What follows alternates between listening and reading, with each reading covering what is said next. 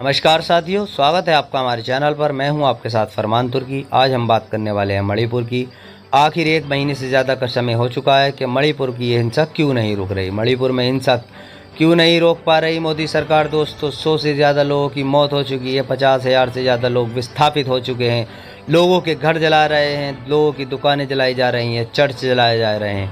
गृह मंत्री अमित शाह मणिपुर का दौरा करते हैं। असम के मुख्यमंत्री को मैतई और कुकी समुदाय के बीच खाई पाटने की जिम्मेदारी देते हैं, लेकिन मणिपुर में हिंसा लगातार जारी है। ताजा घटनाक्रम में गुरुवार की रात इम्फाल के कोंगबा में स्थित केंद्रीय मंत्री आर के रंजन के घर को आग लगा दी गई और बीजेपी के दफ्तरों में तोड़फोड़ की खबरें आ रही हैं। इससे पहले बुधवार को एक गांव में संदिग्ध चरमपंथी हमले में कम से कम 9 लोगों की मौत हो गई थी। केंद्र में भारतीय जनता पार्टी की सरकार है, राज्य में भारतीय जनता पार्टी की सरकार है, लेकिन फिर भी ये हिंसा जारी है। क्या वजह है कि केंद्र और राज्य सरकार 1 महीने से भी ज्यादा समय से जारी तनाव और हिंसा को काबू में नहीं कर पा रहे हैं? क्या प्रधानमंत्री मोदी और मुख्यमंत्री मणिपुर के मोर्चे पर विफल साबित हो रहे हैं? सरकार के कदम नाकाफी हैं। गृह मंत्री अमित शाह ने मणिपुर दौरे के लिए सभी पक्षों को बात कर 15 दिन के भीतर शांति बहाल करने की अपील की थी, लेकिन हालात और खराब होते जा रहे हैं। विशेषज्ञों का कहना है कि हालात को ठीक करने के लिए जिस तरह के कदम उठाए जाने की जरूरत थी, वो कदम न केंद्र सरकार ने उठाए हैं और न ही राज्य सरकार। नंबोल के सनोई कॉलेज में असिस्टेंट प्रोफेसर श्रीमा बात करते हुए कहती हैं कि सरकार ने लोगों को उनके हाल पर छोड़ दिया है।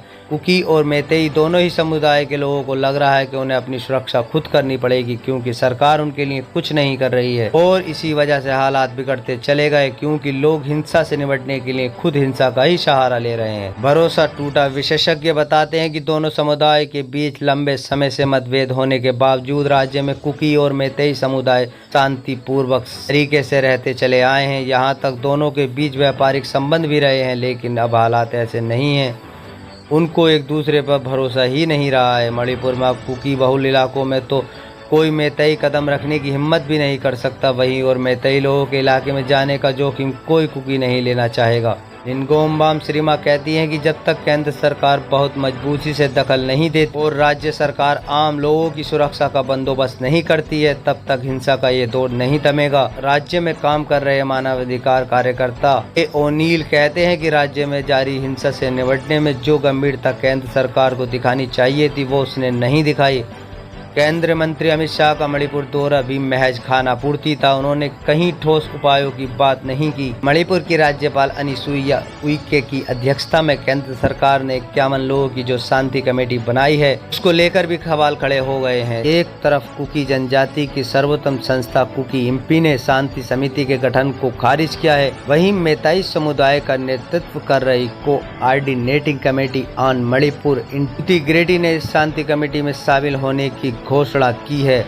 अनिल कहते हैं, हालात सुधरने के मकसद से सरकार ने जिस शांति समिति का गठन किया है, उसमें उन्होंने अपनी मर्जी के लोगों को शामिल किया है। इस समिति में एक भी ऐसा शख्स नहीं है जो राज्य के इस इलाके के हालात का विशेषज्ञ हो।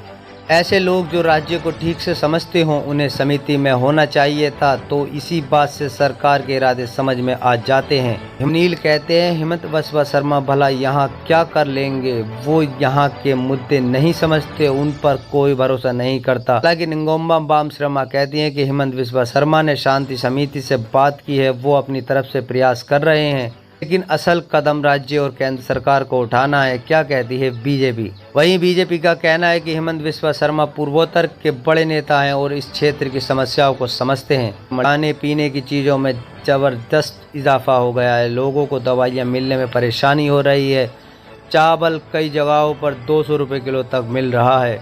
प्रधानमंत्री की चुप्पी। 1 महीने से जारी हिंसा के बावजूद अब तक सार्वजनिक तौर पर प्रधानमंत्री मोदी ने इस मुद्दे पर कुछ भी नहीं कहा है। कुकी जनजाति के सर्वोच्च छात्र निकाय कुकी छात्र संगठन ने इस पर नाराजगी जताई है कि पीएम चुप हैं। ओनील कहते हैं कि मैतेई और कुकी दोनों ही समुदाय के लोग इस बात से आहत हैं कि प्रधानमंत्री नरेंद्र मोदी इस मुद्दे पर अब तक एक शब्द भी नहीं कह सके हैं। निंगोमबाम शर्मा कहती हैं कि हाँ, प्रधानमंत्री नरेंद्र मोदी की चुप्पी से निराशा तो है, लेकिन लोगों में ज्यादा गुस्सा राज्य सरकार को लेकर है। निंगोमबाम शर्मा ने आगे कहा कि लोग मुख्यमंत्री एन वीरेंद्र सिंह से बहुत खफा हैं। उन्हें लोगों की सुरक्षा के लिए कुछ क्या ही नहीं है। मैतेई लोगों को इस बात का गुस्सा है कि राज्य विधानसभा में 60 में से 40 विधायक मैतेई समुदाय के हैं, लेकिन इन विधायकों ने प्रधानमंत्री तक ठीक से बात नहीं पहुंचाई। कैसे शुरू हुई हिंसा? 3 मई को यह हिंसा तब शुरू हुई जब मैताई समुदाय को जनजाति का दर्जा दिए जाने की मांग के खिलाफ राज्य के कुकी समेत दूसरे जनजातीय समुदायों ने रैली निकाली, जो बाद में हिंसक हो गई। उन्होंने मैताई समुदाय पर हमले किए। जवाब में मैताई समुदाय ने भी अपनी बदले की कार्रवाई शुरू कर दी और मैताई बहुल इलाकों में रह रहे कुकी समुदाय के लोगों के घर जला दिए। उन पर हमले किए गए। हमलों के बाद मैताई बहुल क्षेत्रों में रह रहे कुकी और कुकी बहुल क्षेत्रों में रह रहे मैताई अपने अपने घर छोड़कर भागने लगे।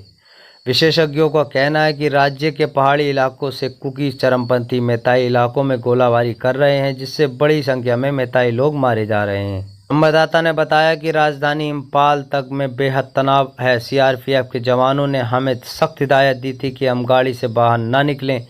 हिंसा का स्केल देखते हुए लगता है कि यहाँ कुकी और मैताई समुदायों की आपसी रंजिश तो है ही, साथ ही लगता है कि बाहर से भी आए चरमपंथी हिंसा में शामिल हैं। उनके पास आधुनिक हथियार भी हो सकते हैं। फिलहाल राज्य में 40,000 सुरक्षाकर्मी तैनात हैं। इससे समझा जा सकता है कि हालात कितने खराब हैं। कुकी और मैताई में विवाद। मणिपुर में मुख्य तौर पर 3 समुदाय के लोग रहते हैं, मैताई और जनजातीय समूह कुकी और नगा।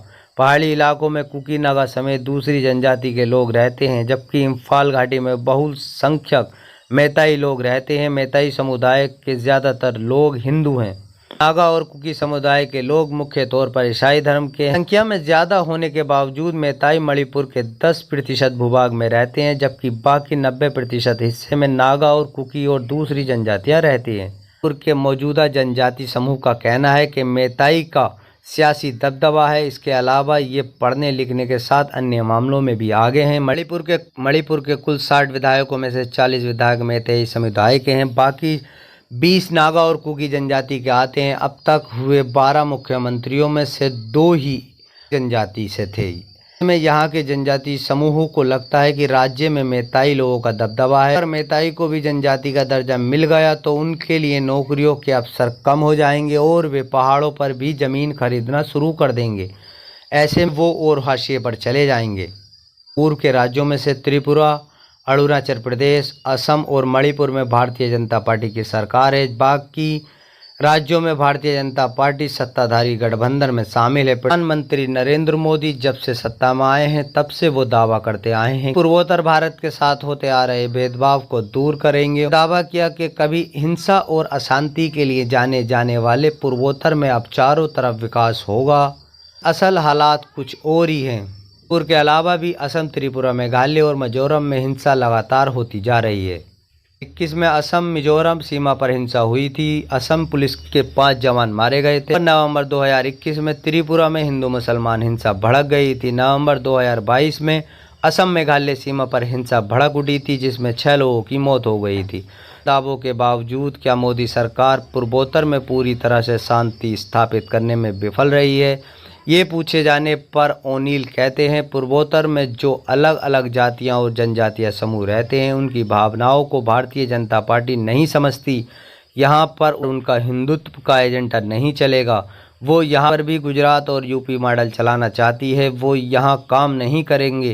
लोगों की इच्छा का सम्मान न करते हुए अगर आप अपना एजेंडा यूं ही थोपते रहेंगे तो यहाँ की समस्याएं कैसे सुलझेंगी? वीडियो कैसी लगी कमेंट करके बताना। वीडियो अगर अच्छी लगी हो तो चैनल को सब्सक्राइब करना, वीडियो को लाइक करना। थैंक यू, धन्यवाद।